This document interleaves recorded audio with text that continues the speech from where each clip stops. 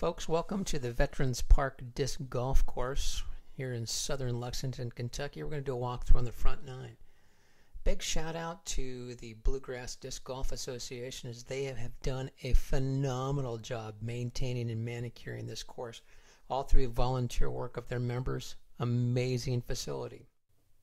So we have 18 holes. It is a par 55, 5,366 feet. So of the 18 holes, 4 are exposed or wide open with really no hazards to be concerned with. And holes 4, 5, 6, and 8, they're all played along a slope that comes down from the right towards the water. As you drive in off the street, you want to pay attention to the signs. You want to look for shelter number 4. This is typically where everyone gathers together before any kind of meets. Plenty of parking. Bathrooms are on the bottom of this picture in dead center. Alright, getting started. Right behind our bulletin board, 2 benches, a trash can, and we do have a practice basket back here for warming up, and you can tell it's been a lot of rain lately. Hole number 1, par 3, 258 dogleg left. Tee box is fairly nice. Coming off the tee box, you got, which is typical for this course, 2 gate guardians. Typical also is the setup of hazards, lots of trees on one side, brush on the other, which is very indicative that this is a marksman style course. This is looking back to the tee box right from that dogleg. The primary signage is hung from the baskets, as you can see in this example. It is very clear and they're very well done. Hole number 2, par 3, 326 feet, very shallow slope right down to left.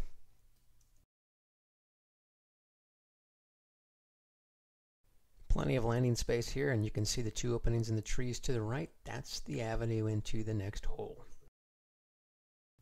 Hole number 3, it's a par 3, 239 feet. It is downhill, hazards to the left, brush and water. Looking down from the tee box, you can see the basket back there, dead center. And this is also the beginning of the slope that will continue all the way around to 9, sloping down to the left from the right. Fairway guardians here receive a lot of love, people going right at that basket.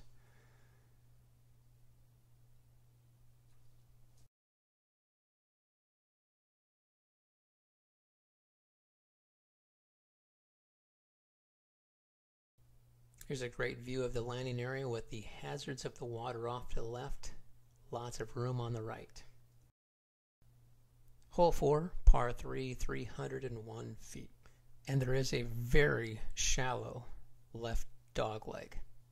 From the tee box along the right side of the fairway, you see 3 stumps that get smaller in size. These mark the left side and the right side of the final view into the basket. This is looking back up into the tee box, and you can see those 2 stumps, short, tall. If it has been raining recently, this walk down to 5 is a Keystone Cop recreation. Hole 5, par 3, 160 feet. This is the shorty. Everybody thinks they can make it in 1. Water on the left, trees everywhere else, avenue right down the middle, there's the basket. So coming off the tee box, water on the left, lots of trees everywhere else, and you can see that just about halfway down it flattens out on the left, so there's a little bit of a rollout. Here's that steep slope, and right into the basket. There's plenty of room down here. Hole 6, par 3, 250 feet, my personal favorite hole. There is a slight dogleg right. So from the tee pad looking towards the hole, there's a series of parallel sets of trees. 2 of the guardians, 2 midfield, and 2 on the back side. 2 on the back side are just to the left of the basket.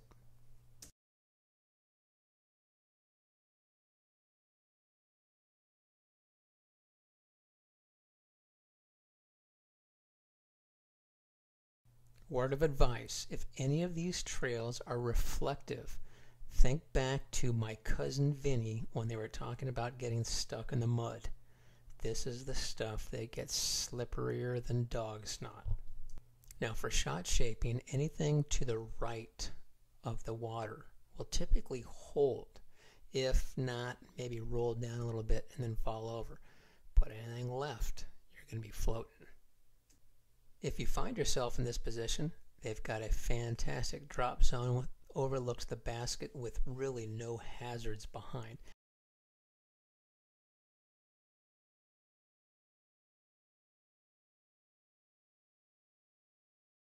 Hole 7 is a par 3, 315 feet.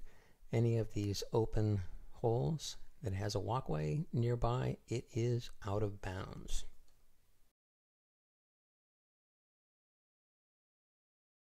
That basket, 5 feet 8 inches, same height as a bullseye on a dartboard. Now the walk down to 8 is fairly well marked on the basket here, but getting through the brush, it is very difficult to spot that little 8. Hole number 8, par 3, 274 feet. Water on the left. It's fairly flat, slight dogleg right.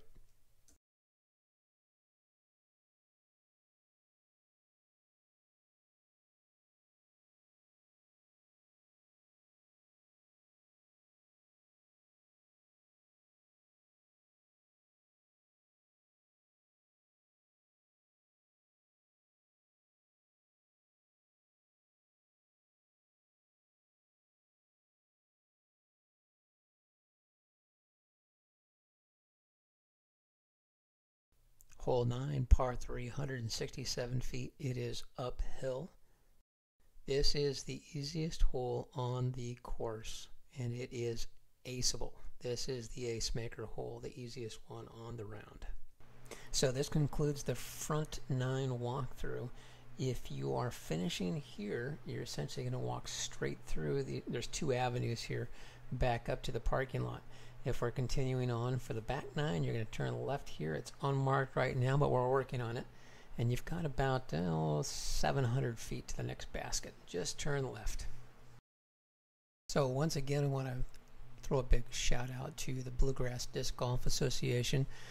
They've done a beautiful job managing and maintaining this and 2 other courses that are pretty much their backyard.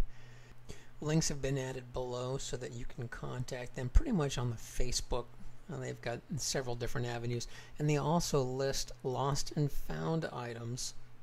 Additionally, I want to throw out a big thank you to the Professional Disc Golf Association and their UDisc app. Everybody that plays disc golf should have this in their back pocket on their phone. Fantastic maps, an incredible application. Does so much for the sport. Please, if you would, like, dislike, subscribe. Add comments below what you would like to see, course suggestions, etc. Again, I'm Brett from Lexington. Shoot well, folks.